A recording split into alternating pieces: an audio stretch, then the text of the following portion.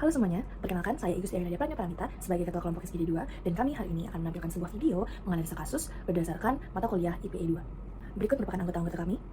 Mari beranjak ke analisis kasus. N, seorang anak laki-laki umur 2 tahun dibawa ke puskesmas oleh ibunya karena keluhan panas tinggi. Di puskesmas tersebut juga terdapat beberapa anak yang memiliki keluhan yang sama setelah mengkonsumsi jajanan di sekitar rumah. Namun, anak-anak lain tidak mendapatkan keluhan panas tinggi.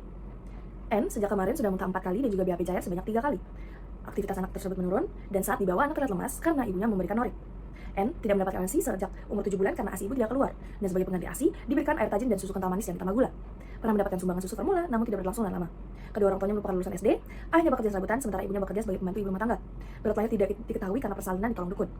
Badan kurus, tulang nampak menonjol, wajah seperti orang tua, rambut hitam tipis, mudah rontok. Nampak cengeng, disarankan untuk dirujuk ke rumah sakit yang lebih besar. Hasil pemeriksaan fisik menunjukkan berat badan 10 kg, tinggi badan 80 cm, suhu tubuh 38-39 derajat Celcius, nadi 132 kali per menit, respirasi 32 kali per menit. Pada pemeriksaan intraoral, ditemukan gigi pada rahang atas, insifus 1 dan 2 kanan kiri, kaninus kanan kiri, berwarna kehitaman. Pada rahang bawah, molar 2 kiri dan molar 2 kanan, terlihat adanya karies. Untuk step pertama yaitu klasifikasi istilah atau konsep yang kurang dimengerti, di mana untuk yang pertama adalah molar. Molar merupakan gigi geraham belakang yang merupakan gigi terbesar dalam anatomi gigi. Lalu yang kedua adalah pemeriksaan intraoral, di mana metode pemeriksaan di dalam program mulut untuk menilai kondisi jaringan lunak dan keras seperti gigi, gusi, lidah, dan struktur lainnya. Lalu yang ketiga adalah respirasi. Respirasi merupakan proses pertukaran gas yang melibatkan oksigen dan karbon dioksida dalam tubuh.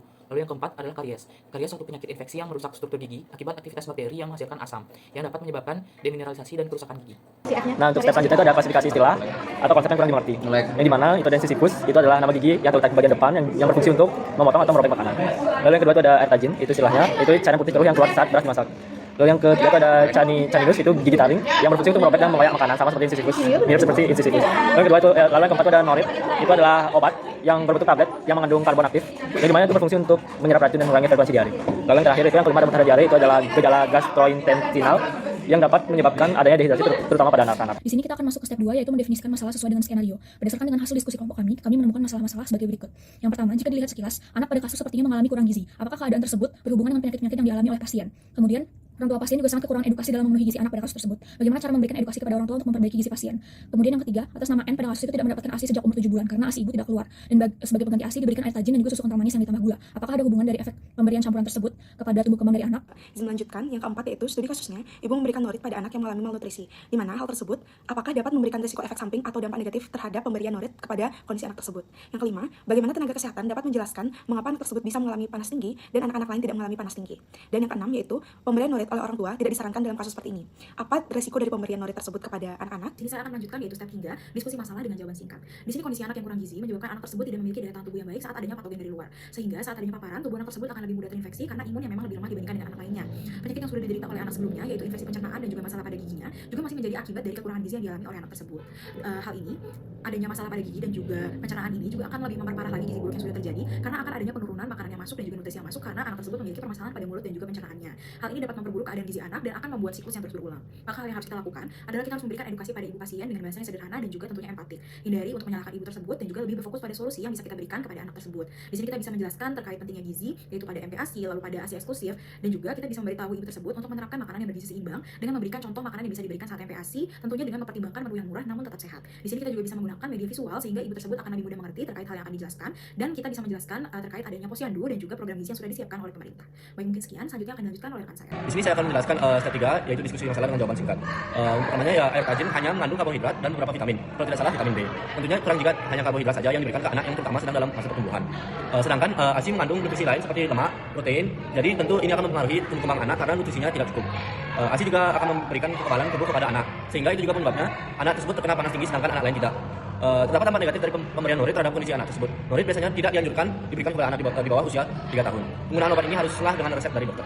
Melanjutkan step 3 yaitu diskusi masalah dengan jawaban singkat.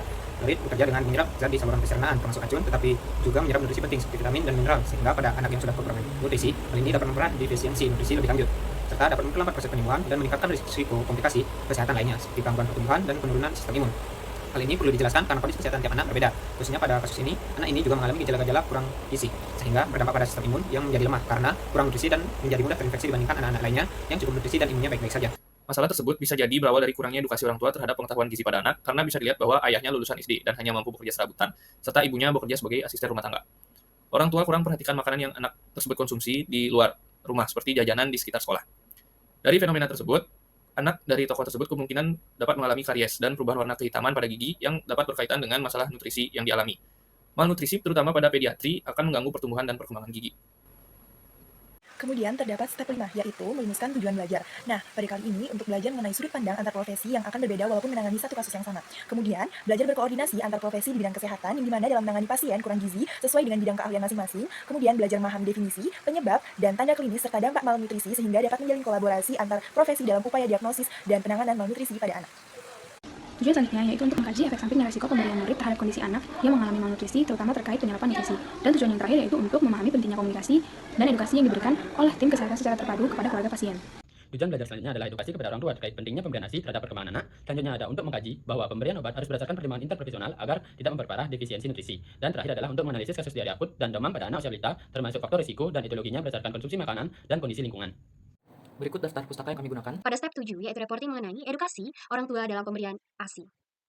Pemberian ASI merupakan salah satu upaya penting yang dilakukan untuk menunjang perkembangan bayi. Hal ini dikarenakan ASI mengandung zat antibodi untuk kekebalan tubuh bayi sehingga bayi akan terlindungi dari penyakit. Namun, rendahnya pengetahuan ibu menyusui terkait dengan pentingnya air susu ibu berdampak pada status gizi bayinya. Menurut Andini et al. Pada tahun 2023, pemberian edukasi kepada orang tua, khususnya ibu, mengenai pemberian ASI sangat penting dilakukan untuk mendukung pertumbuhan dan perkembangan bayi secara optimal. Salah satu penyebab dari kegagalan pemberian ASI eksklusif adalah tidak dilaksanakannya inisiasi menyusui dini. Menurut Teuku et al. Pada tahun 2020, inisiasi menyusui dini akan sangat membantu dalam keberlangsungan pemberian ASI eksklusif dan juga lama menyusuinya. Jadi, edukasi yang baik dan dukungan inisiasi menyusui dini dapat membantu memastikan bayi mendapatkan ASI eksklusif sesuai kebutuhannya. Baik, untuk selanjutnya itu ada poin-poin penting yang harus orang tua tahu bagaimana cara pemberian ASI. Yang pertama, pentingnya ASI tersebut. ASI adalah makanan yang terbaik bagi bayi, yang dimana mengandung nutrisi, kemudian yang dibutuhkan bayi selama 6 bulan kehidupan. Kemudian meningkatkan daya tahan tubuh, dimana ASI juga mengandung antibodi yang membantu melindungi bayi dari infeksi dan juga penyakit. Kemudian menguatkan ikatan ibu dan bayi, dimana proses menyusui membentuk kedekatan emosional yang penting bagi ibu dan bayi. Kemudian sangat penting juga mengetahui teknik pemberian ASI. Dan kemudian posisi ibu dan bayi harus nyaman dalam pemberian ASI, dan juga harus juga mengetahui tanda bayi sudah cukup ASI, dimana bayi tampak puas setelah menyusu, kemudian buang air 6-8 kali per hari, kemudian berat badan bayi bertambah sesuai dengan kurva pertumbuhan. Kemudian dukungan dari keluarga dan juga lingkungan sangat penting dalam pemberian ASI. Dan yang terakhir yaitu edukasi dan sosialisasi, dan pembagian buklet yang berisi panduan pemberian ASI juga merupakan poin penting untuk edukasi. Di sini saya akan melanjutkan step 7, yaitu memahami pentingnya komunikasi efektif dan edukasi oleh tim kesehatan ke keluarga. Berdasarkan sumber literatur jurnal oleh Tina Silvana Rahmawati pada tahun 2020 yang berjudul Peran Tenaga Kesehatan Puskesmas sebagai Komunikator dalam Program Indonesia Sehat dengan Pendekatan Keluarga.